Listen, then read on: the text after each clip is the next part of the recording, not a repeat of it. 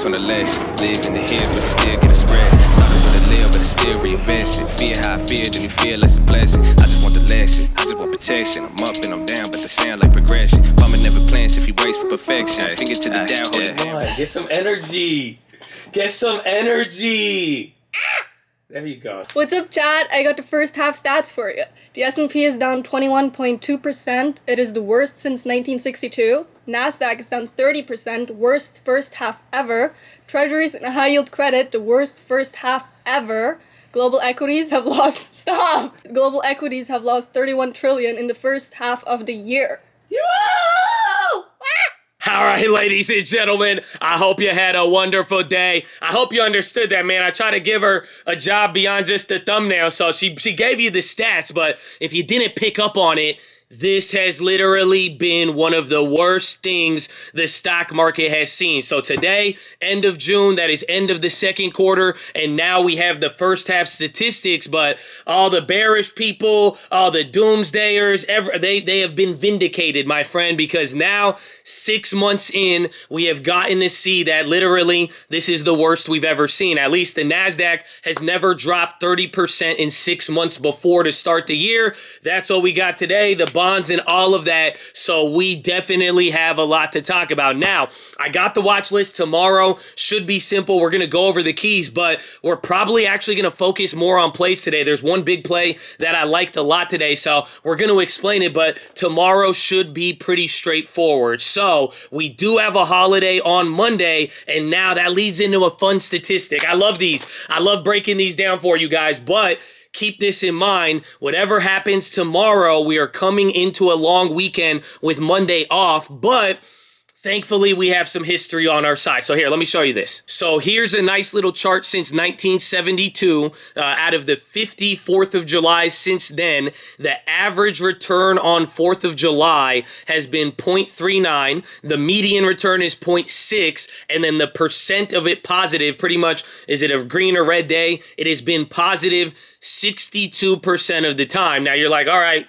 that's a little bit better than a coin flip, but now here's where it gets better. This chart is showing you when 4th of July occurs on a Monday. I know it sounds a little bit weird, but take a look now. Out of all of those Friday or all of the 4th of Julys, there was 14 that were on a Monday, 22 that were on Friday, and then the rest were just random other days. But if it closes on a Monday, the average return is 0.7, the median is 0.63, and now the percent positive is 71%. So pretty much 7 out of 10, or there's only been 14 since 1972, have ended up positive. So this could be good. We got the quarter rebalance out the way. We've probably seen a lot of that movement. So depending on what we get with the data and everything, it should be an interesting day tomorrow and definitely an interesting week. So let us get into it. Make sure you guys drop your thumbs up on the video or my girlfriend's going to leave me.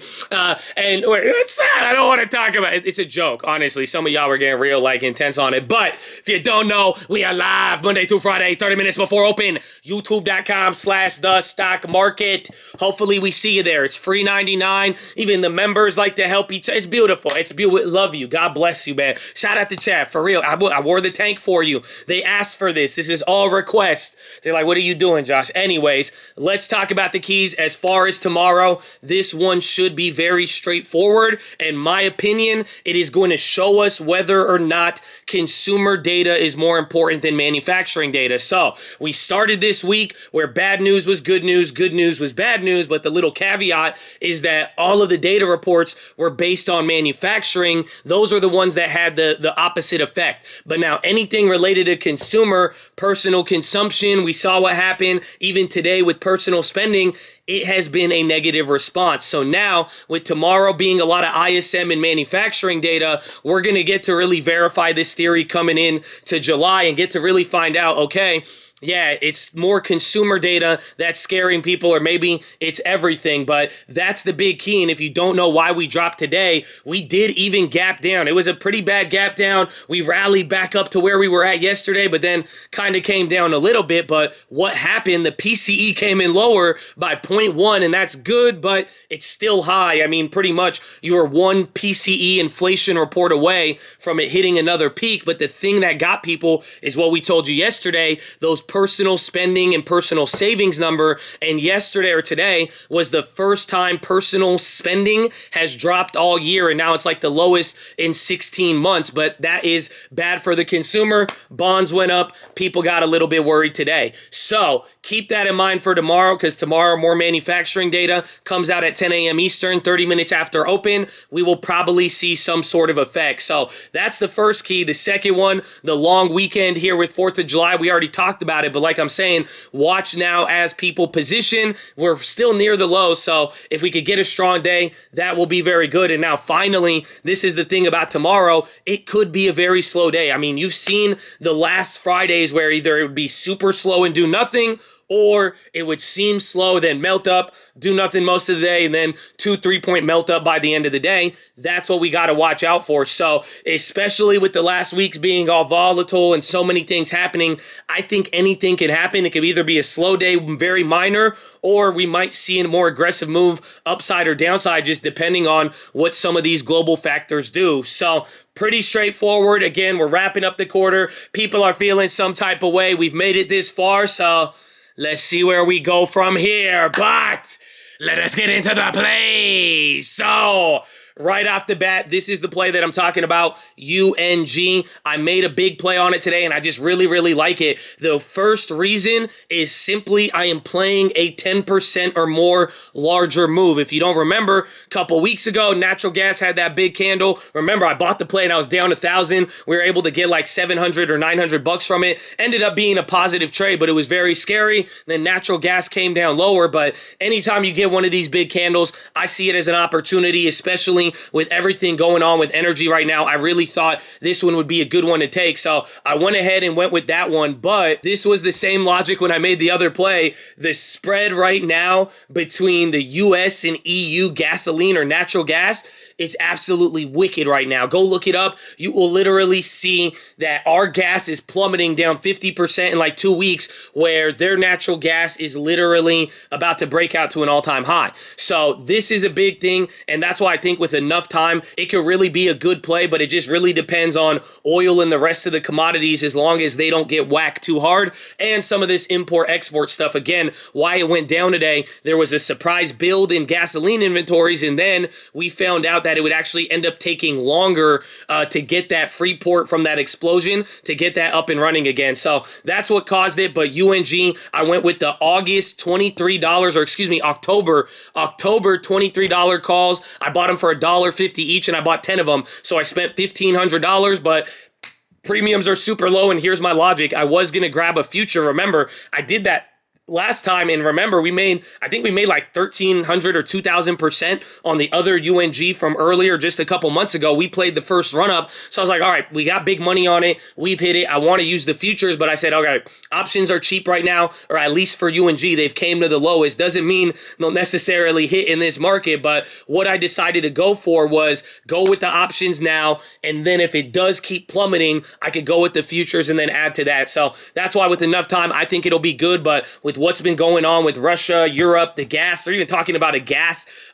pricing of Russia gas. I'm telling you, it would be abysmal if that happened, and it will send oil prices, gas, and everything going crazy. So that's what I'm saying. There's still a lot of stuff developing. Thought it'd be a good time. We waited enough. It's down 50% over the last couple weeks, so think it'd be good for an entry. Really, really like that play. But that's the first one. Second play, Home Depot, baby. I made 2 plays on this one. I grabbed a July put, and then I grabbed a weekly later in the day, and that one was a really, really good deal, but it expires tomorrow, so we'll see what happens. But it had a very small reaction today from the Restoration hardware news, and Restoration was still bad even after all the movement. So I think HD will finally give if Restoration and more of the guidance and earnings numbers come out. So I want a little bit more time, but even then, I like kind of how it moves on the short term. There's wide spreads, but when HD hits, it really does hit. That's one thing to keep in mind about that chain. But we'll see where it plays out. As far as the plays, the first one I grabbed in the morning, like right at open,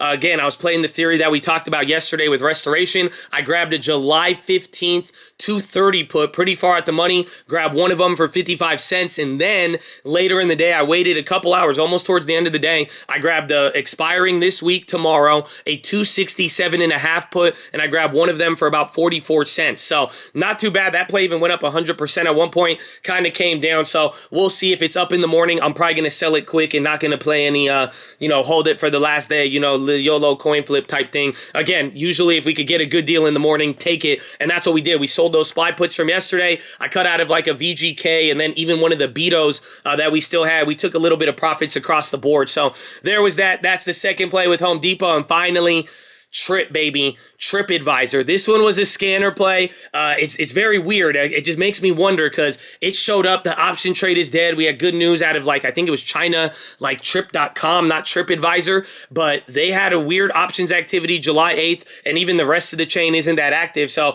I thought it could be worth the risk for some upside. We still got a lot of downside exposure. So I said, let's run with it. Let's see what happens from here. And I decided to go with the July 8th $19 calls. I grabbed 10 of them at 27 cents each. They even went up 40%. They came down here with the bid with all that. The contract that showed up on the scanner was the 1950s. I just figured I want to get a little bit closer to the money. So we'll see. That one's definitely more risky, but if anything comes from that, we will see what happens. But that was pretty much it. There was no other plays. Like I said, we took profits. We got one more free BETO. Remember, we bought them at a quarter. Sold another one here at like 66 cents today, even though it's like 10 cents or 50 cents from the money. Again, we made more money on the first move. Just welcome to the option market. Sold out of that daily SPY put like we said. Got the Tripadvisor and then UNG, and then pretty much getting ready for next week and then looking at some of the earnings plays. That is something I want to start setting up for if and only if the premiums are appropriate, simply because we're getting a couple earnings now, but just don't forget the big dogs. They're going to happen in a month from now. So